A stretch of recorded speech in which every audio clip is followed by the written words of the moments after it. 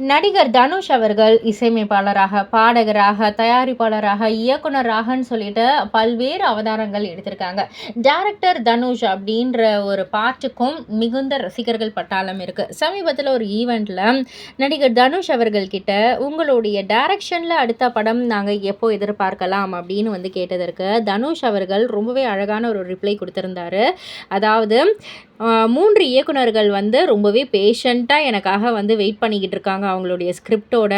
நான் அவங்களோடதெல்லாம் வந்து முடிக்கணும். ஃபர்ஸ்ட்டு ராஜ்குமார் பெரியசாமியோடைய ஷூட்ட வந்து முடிக்கணும். அதுக்கப்புறம் லப்பர் பந்து படத்துடைய டைரக்டர் தமிழரசன் பச்சமுத்துவோடைய டைரக்ஷன்ல ஒரு படம் முடிக்கணும்.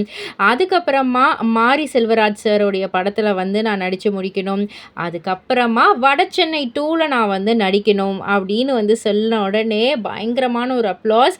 ஸோ இப்ப தெரியும் வடசென்னை 2 எப்போ வரும், எப்போ அதோட ஷூட்டிங் அப்படின்னு வந்து இப்போ உங்களால கால்குலேட் பண்ணியிருக்க முடியும் அப்படின்ற மாதிரி சொல்லி, ஸோ இது எல்லாத்தையும் முடிக்கிறதுக்கு எனக்கு ஒரு சில வருடங்கள் ஆகும். அதுக்கப்புறம் தான் என்னுடைய டைரக்ஷனை பற்றி நான் யோசிக்க முடியும் அப்படின்ற மாதிரியான ஒரு பதிலை தான் வந்து சொல்லியிருக்காரு.